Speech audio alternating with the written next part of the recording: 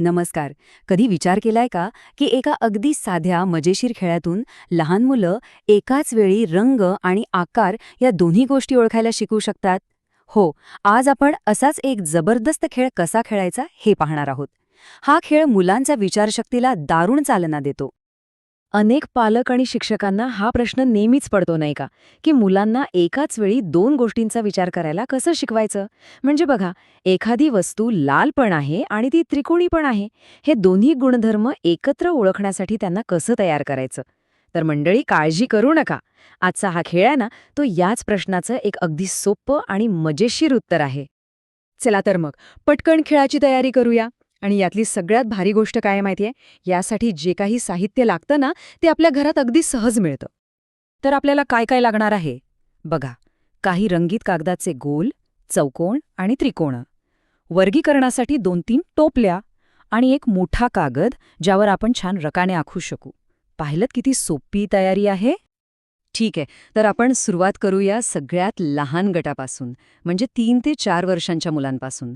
हा ना, या खेळाचा अगदी पाया आहे, म्हणजे लेव्हल 1. इथे आपण एक एक संकल्पना अगदी सोप्या पद्धतीने शिकवणार आहोत. या वयोगटासाठी ना फक्त 2 सोप्या स्टेप्स आहेत. पहिली स्टेप, फक्त रंग ओळखायचा. आपण त्यांना काय सांगणार, चला यातले सगळे लाल तुकडे शोधून या टोपलीत टाकूया. मग दुसरी स्टेप, फक्त आकार ओळखायचा. आता रंगाकडे बघू नका, फक्त जे गोल आहेत ना ते सगळे एकत्र करा. सगळ्यात महत्वाचं काय, तर एका वेळी फक्त एकाच गोष्टीवर फोकस करायचा. बरं, मुलं एकदा हे शिकली की मग आपण जाणार पुढच्या लेव्हलवर. आणि आता खरी मजा येणार आहे. हे आहे खरं आव्हान. म्हणजे 4 ते 6 वर्षांच्या मुलांसाठी, जिथे ते एकाच वेळी 2 गोष्टी ओळखायला शिकणार आहेत. आता इथे ना मुलांच्या विचार करण्याच्या पद्धतीत एक मोठी उडी आहे. आधी आपण काय म्हणत होतो, मला लाल वस्तू दे, सोपं होतं. पण आता आपण म्हणणार, मला फक्त लाल त्रिकोण शोधून दे. पाहिलंत, एका गुणधर्मावरून थेट 2 गुणधर्मावर विचार करण्याचा हा एक खूप महत्वाचा टप्पा आहे. म्हणजे बघा, 4 ते 5 वर्षांच्या मुलांना आपण एकदम स्पष्ट सूचना देणार. ह्या सगळ्या तुकड्यांच्या ढिगाऱ्यातून मला फक्त आणि फक्त लाल रंगाचे त्रिकोण शोधून दे. आता बघा, इथे मुलाला रंग आणि आकार दोन्ही गोष्टींवर एकाच वेळी लक्ष द्यावं लागतं. आणि समजा त्याने चुकून लाल गोल दिला, तर आपण त्याला रागवायचं नाही. आपण सहज विचारायचं, अरे वा, हा लाल तर आहे, पण बघ बरं, तो त्रिकोण आहे का? चला, आता आपण ह्या खेळाच्या सगळ्यात ॲडव्हान्स लेव्हलकडे जाऊया. ही आहे 5 ते 6 वर्षांच्या मुलांसाठी. इथे आपण एक खास गोष्ट वापरणार आहोत. त्याला म्हणतात मॅट्रिक्स किंवा एक तक्ता. यामुळे काय होतं, तर मुलांच्या विचारांना एक व्हिज्युअल, म्हणजे एक दृश्य आणि एकदम व्यवस्थित रचना मिळते. बघा हा तक्ता, किती मस्त आहे ना. आडव्या ओळीत आहेत वेगवेगळे रंग आणि उभ्या ओळीत आहेत वेगवेगळे आकार. आता विचार करा, निळा रंग आणि त्रिकोण आकार जिथे एकत्र येतात, त्या घरात कोणती वस्तू ठेवायला पाहिजे? अगदी बरोबर, निळा त्रिकोण. मुलांना हाच संपूर्ण तक्ता योग्य वस्तूंनी भरायला सांगायचा आहे. हे का पझलसारखं आहे.